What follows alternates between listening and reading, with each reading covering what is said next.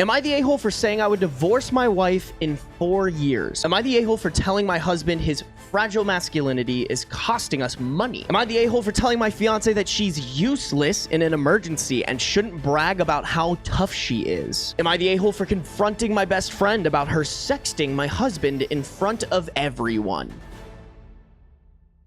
Am I the a-hole for saying I would divorce my wife in 4 years? We have a 43 male OP and a 45 female wife. Me and my wife were having some drinks outside the other day and we were having a good time. She said, "I wish I brought my cigarettes," and I pulled them out of my pocket as I had anticipated that she would want to smoke. She said, "Wow, how did you know?" I said, "I can see the future, especially when you're drinking." She said, "Can you see our relationship's future?" I said, "Of course." So she asked me, "Will we still be together or will we be divorced?" I said, "Probably divorce." And she asked, "When?" So I said, "I'll probably be tired of Peter's shit in about 4 years and have to bounce." Peter is my wife's son from a previous marriage. He is 24 years old. Me and my wife have been together for 21 years. I have raised this boy as my own and he has called me dad since he was 5. We have a great relationship. Never had the "you're not my real dad" fight. We are good. However, I feel like my wife coddles him and he is failing to launch, so to speak. He is in uni, but he has never had a job. His social circle is like 5 people that he is constantly online with. He very rarely leaves the house or his room for that matter. My wife has to remind him to shower every day, and she has to wake him up every day. He will not wake up to an alarm, mainly because he is usually up until 6 or 7 a.m. playing online games. He is not a bad kid. He doesn't drink/smoke/do drugs. He is not an incel. He doesn't listen to Andrew Tate. He's just kind of a nerdy shut-in. My wife is happy to have him live at home forever. I am not. I am very worried for him. He cannot drive and does not want to learn. He is comfortable in his life and sees no reason to grow. I stress the fact that he is an adult now to my wife many times, but he will always be her baby. Honestly, it's killing me to watch her enable him. Every time I try to encourage him to get a part-time job or to get out of the house, she tells me off and asks me to leave him alone. I feel like a failure as a parent, but she is happy he is staying out of trouble. He could do so much more though. He is very bright. I will say to her, "What if we died tomorrow? What would happen to him?" He would have to do a lot of growing up very quickly. Maybe we should push him a little bit now, but she won't hear it. Anyway, she lost her shit on me. How could you divorce me because of Peter? He will be fine. Everyone develops at different speeds, etc. I get it. I know. I think she also feels like we failed him by over-providing and she doesn't want to hear it. But guys, I can't sit around forever if this is the trajectory. I pray he snaps out of it, finishes uni. He's now a junior at year 4. He doesn't take a full course load. Yes, we are paying everything. Gets a job and grows up. But if not, I can't see myself supporting him and her forever. I feel like leaving might actually be good for both of them. I contribute 80% to the household finances. She works part-time. Anyway, I don't really think it will come to that. I have faith in the kid. I was just 50-50 joking and serious with my 4-year timeline. 4 years is a long time, right? The fact that she was upset is upsetting to me. Does she think he'll be doing the exact same stuff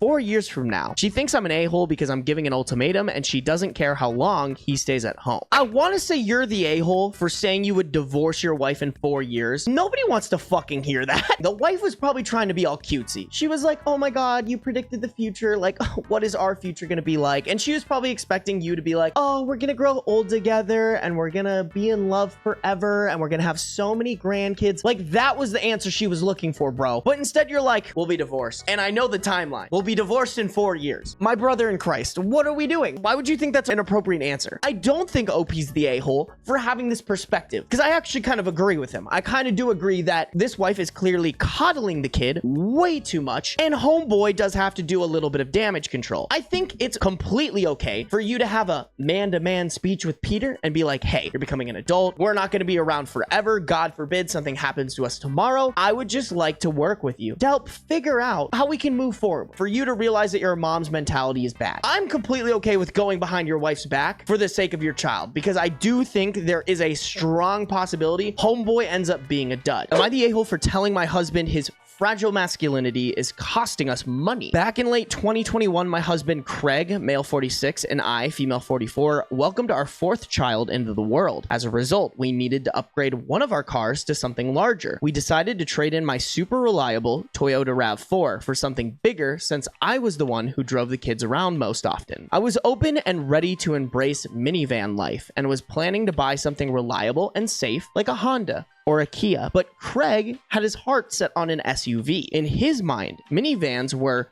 too feminine. So against my better judgment, we ended up purchasing a used 2018 Mercedes GLS 450, mainly due to his insistence. He argued that this car would offer similar space to the Kia/Honda minivans I wanted, but with added luxury. Since it was priced like a loaded Honda van, we went ahead with it. Say what you want about the minivan, bro, but I fucking love mine. All my friends will joke around about it until they need shit moved, and that motherfucker can move. After 2 years, I can safely say we made the wrong choice. While the car does have good passenger space, it doesn't seem to have as much cargo rooms as those minivans. The reliability has been junk. The car has had 8 recalls during our ownership. Even when not recalled, it spends too much time at the dealership because something always seems to be broken. Some repairs have been covered under warranty, but we've still shelled out over $9,000, maintenance not included. The car hasn't even racked up that many miles. Below are just some of the annoyances. 1. The shifting can be rough. Sometimes I press on the gas and the car barely moves, and when it does, it's jerky. 2. For the past few weeks, the check engine light has been turning on randomly. 3. Numerous electronic issues. Since the car's problems have stepped up in the past few weeks, I'm beyond fed up. I don't feel safe driving it around with my kids, and I've even started getting nightmares about it stranding us in the middle of nowhere. Craig always downplays this and claims that it's normal for the car to have some issues. Making things worse somehow, Craig's sedan has started developing issues lately. It has begun to refuse to start some mornings and will sometimes shut itself off when it comes to a stop sign or red light. On Saturday, I was supposed to drive our eldest to his soccer game and then take my younger kids to the doctor's office. When I turned on the Mercedes, it sounded very rough. The engine light was on and the temperature reading was extremely wrong. I don't bother risking it and ended up Ubering with the kids. I told Craig about it that night. He listened at first, but when I suggested selling it, he cut me off and said he wasn't getting a van just because I wanted that. It was so combative and defensive the way he said it. And because I was so tired from the day, I lashed out. We argued, it got heated, and I ended up saying, "Your fragile masculinity is costing our family so much money." In retrospect, maybe my tone was harsh, but he was being needlessly difficult. We haven't really spoken much since then. I'll also be Ubering to work this week since I won't be touching that car. For those wondering, this isn't the first instance of his masculinity being threatened by something minor. He also refuses lip balm and purple dress shirts, among other things. Obviously not the a-hole. You're totally right. Your husband's fragile masculinity has cost you guys a lot of money and also put your kids in danger. You know what's rubbing me the wrong way? I'm not super wild about OP completely putting this all on her husband's shoulders. OP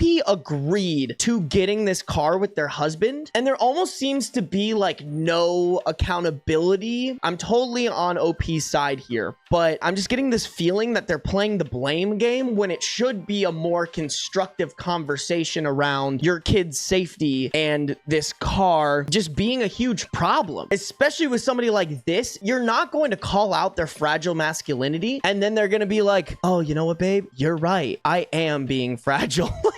That's happened 0 times. Is it a problem? Sure. I'm very curious as to why you would marry somebody like that, but that's on you, honey. Am I the a-hole for telling my fiance that she's useless in an emergency and shouldn't brag about how tough she is? We have a 25 male OP, a child that's 1 female, and their fiance 24 female. I have a child named Amy with my fiance Jess. We live together in one of the safest cities in the United States. About 4 months ago, Jess and I were walking home at night with Amy sleeping in her stroller. It was a suburban road that we've walked down hundreds of times. Suddenly, we heard several loud banging noises from around the corner. My first instinct was to check out where they came from, and so I jogged a couple steps forward to peek and see what was going on. As it turns out, 2 teens were hitting the window of an SUV with a baseball bat. I watched them run away, get into a car, and peel out. I turned around to see Jess, but she wasn't there. I looked back the way we came to see her about 50 yards away, running like her life depended on it. I called out to her a few times, but she was obviously scared out of her mind and didn't hear me. A few minutes later, I called her on her phone and she picked up. I explained that it was just a couple of dumb kids with a baseball bat. Jess sheepishly walked up a few minutes later and I couldn't help but laugh at her. She said that she grew up in a rough neighborhood. She did not, and mistook the sound for gunshots. I actually did grow up in a bad neighborhood and told her they sounded nothing like gunshots. But what really stuck with me was her first instinct in an emergency was to abandon a 9-month-old baby and her fiance to fend for themselves as she protected her own hide. Well, last night we were watching a documentary together and there was a scene with a woman who was frozen in terror during an animal attack. Jess scoffed and said that if it were her, she would have fought back, especially if Amy were with her. I looked at her for a few seconds and then said, yeah, you don't really know what you do. Jess insisted that she would have fought tooth and nail against any threat against our daughter, to which I responded, even a couple of kids breaking a car window with a baseball bat? Let's call it for what it is. You're kind of useless in an emergency. Jess stood up, called me a dickhead, and walked away. It felt really shitty because she was victim blaming the woman in the documentary when she showed herself to be a coward of comic proportions. Were my words too harsh? So let me get this straight. They were walking together. This daughter is in a stroller. They hear a loud noise. OP goes to check on the noise,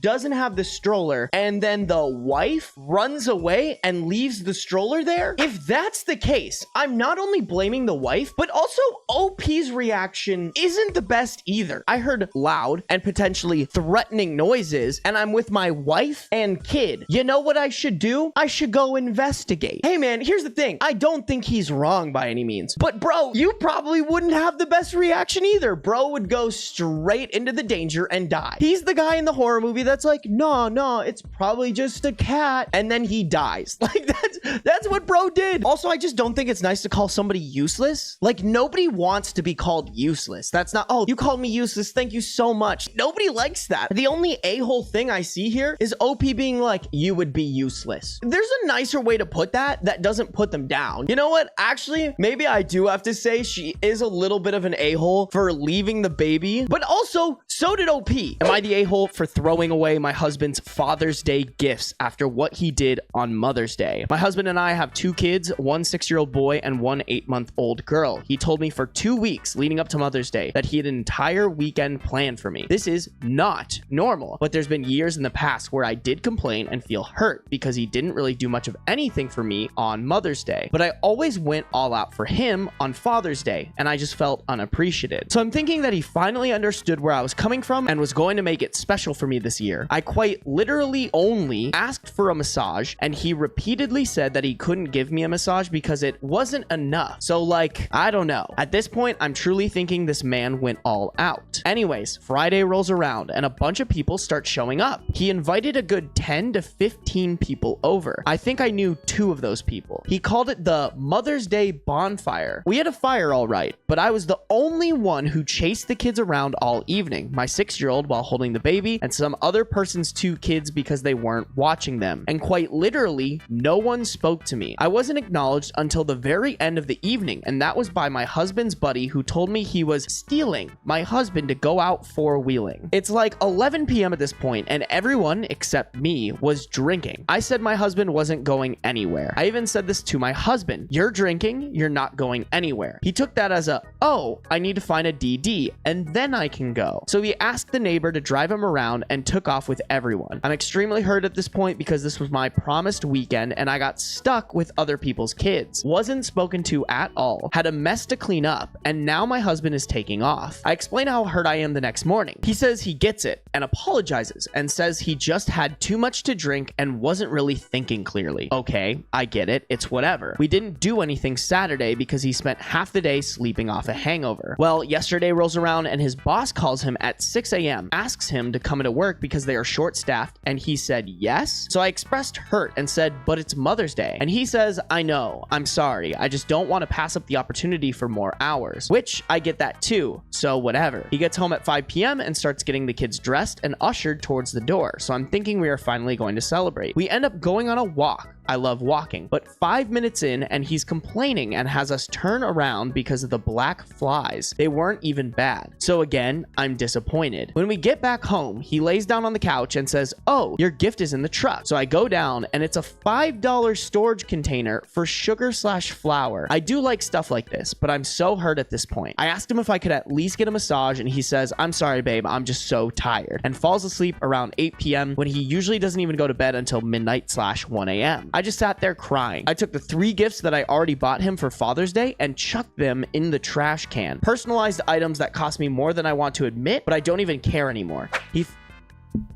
Hey brother, I'm kind of in the middle of something. Ugh, don't show me your butt.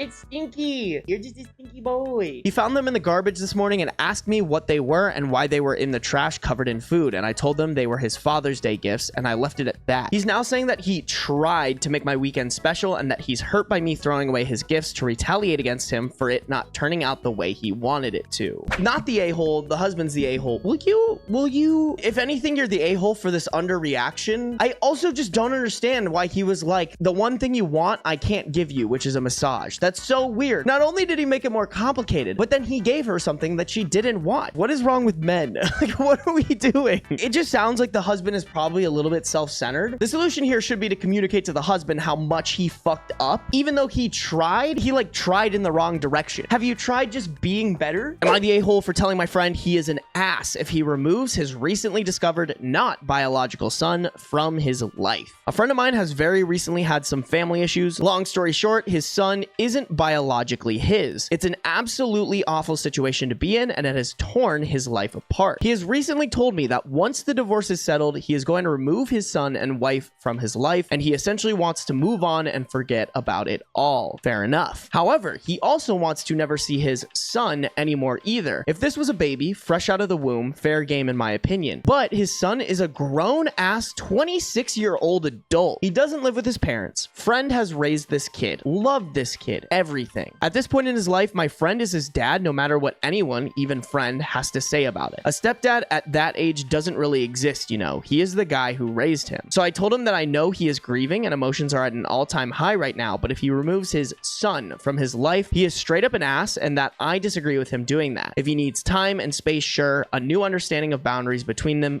fair. He left, and our other friends found out about this and called me the a-hole. I have to agree with OP on this. This friend is absolutely the a-hole. To walk out on a 26-year-old, that's just wrong. You've literally raised this person to be your son. Sure, biologically, he is not yours, and that, don't get me wrong, is tragic. But you've raised this man for 26 years of his life. You are the father. I don't care if it's not biological. That guy looks at you and says, Dad. I think it is ginormously a dick move to leave their life. I mean, I've even said in that one previous story that we read, that guy was a huge dick on walking out on an 8-year-old who I think he'd been fathering for like 5 years. This is even worse. You've been fathering this kid for 26 years, and for you to just be like, bye, never seeing you again? That is insane. Super messed up situation, but OP is not the a-hole. The a-hole is this friend. Am I the a-hole for walking out on my adoptive daughter and telling her everything is her fault? So I, 36 female, have 2 kids, a boy, Tom, 5, and a daughter, Sarah, 18, plus my husband's late brother's kid, 16 female, Kelly, who lives with us. 14 months ago, my husband came home with Kelly and said she would be staying with us for a while. I barely knew Kelly because since her father passed away 10 years ago, her mom has been struggling with mental health and addiction. Apparently, Kelly was in a bad situation at home due to her mother's new boyfriend being a, let's say, not so nice person. He told me it was only for 3 months while his parents, who recently moved abroad, got settled. Then it went to 5 till his sister had her baby. Just excuse after excuse till I stopped asking. As time went on, my husband just acted like she was our daughter, even bringing up adoption a few times, which I refused even when he threatened divorce. I know I sound like a monster, but you have to realize Kelly isn't easy to deal with, and my husband doesn't allow her to face any kind of consequences. Kelly acts like she is the golden child, and my daughter is the black sheep. She has violent meltdowns. She's threatened our son that my husband will leave us if she tells him because he loves her more, which traumatized Tom. Damn, a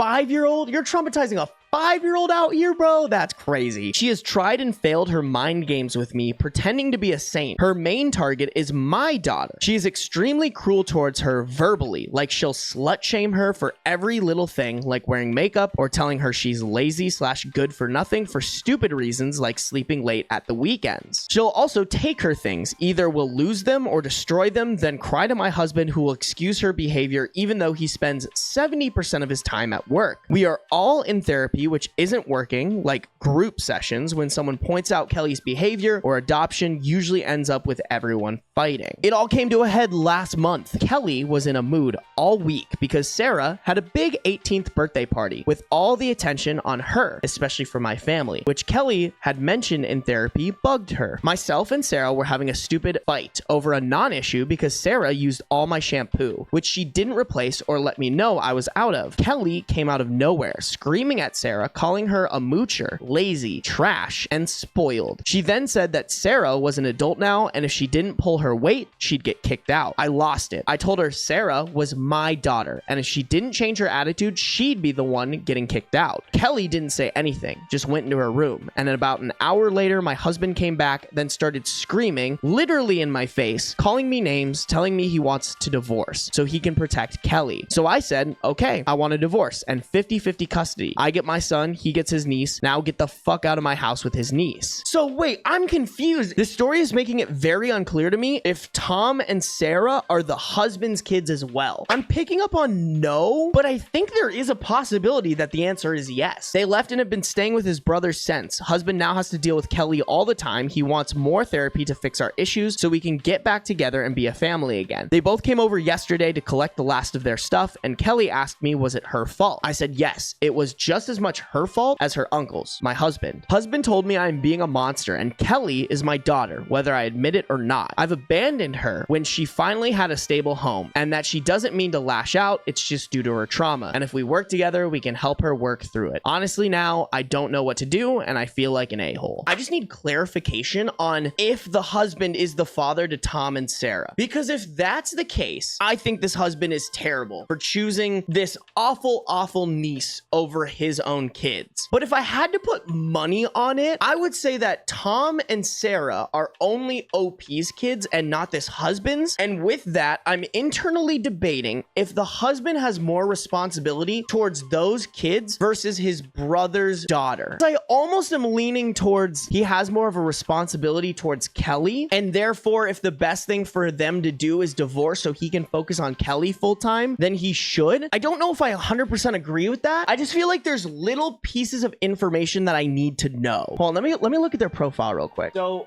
OP did clarify here. They're his kids. We have been together since our teens. Okay, now I'm more confident on my verdict. If Tom and Sarah are his kids, OP is definitely not the a-hole, and this husband is a huge a-hole. No way you're choosing another kid over your own kids. That is unacceptable. Am I the a-hole for confronting my best friend about her sexting my husband in front of everyone? Before we get into the last story, I just wanted to say thank you for watching the video this far. And if you're enjoying the video this far, if you could hit the subscribe button or follow if you're listening on Spotify, as well as maybe share this with a friend who also enjoys Reddit stories. I appreciate any support, and if you enjoyed the video, I'm sure your friends will too. First, she hated my husband. She thought he was short and pathetic and a simp. By simp, she meant he loved and respected me and didn't play games. He was so confident in himself that he told me he liked me after the third date, and when he proposed, he admitted that he was in love with me from our first date. I am so in love with him, and her kidding didn't bother me. All I did and said is that I wished her to experience real love. Only then will she understand why I am with him. That was on my wedding day when she again was kidding. My sister told her that her passive aggressiveness was showing and she wasn't fooling anyone. The rest of the girls laughed. For 2 years now, she has never spoken ill about him. I was very relieved in the beginning, but then I started wondering. She is too nice to him, always complimenting his looks. She usually doesn't even hug hello. She says she's autistic and can't, but now she hugs and kisses him hi, always sits beside him, texts him memes, and she told me that they had the same humor. They don't. I don't know what to do. Should I say something to any of them? My husband is oblivious, and I don't want to hurt her if I was being mistaken. 2 weeks ago, she sent my husband a text saying that she was in love with him. He didn't answer her, so she sent him hello. He asked her to stop because he is very uncomfortable and doesn't reciprocate her feelings, and that I loved her, so she shouldn't do this again. A week later, she sent him nudes. At that, my husband told me everything. He said he wasn't sure at first, but she made a move on him a month ago. Then he showed me the text. I was very angry and disappointed. He told me he was blocking her now. So last Sunday, I just confronted her when we were out for dinner. It was the same usual friend group. I blurred her nude but her face and sent everyone the screenshots of what she wrote to my husband. I asked her what she thought about that, and she was livid. So basically, what's in the title? She is so angry at me, calling me an abuser and an a-hole. An abuser? An abuser for what? You're holding me responsible for the shitty actions I took? You're an abuser. But for me, if what she was doing wasn't wrong, then she wouldn't be ashamed of me outing her, would she? Easy, not the a-hole. I'm guessing her at the beginning being like, he's short and pathetic and a simp was just her masking the fact that she had feelings for him. What a winner of a husband to be like, I love my wife. I love my wife. Your friend is doing this. Don't,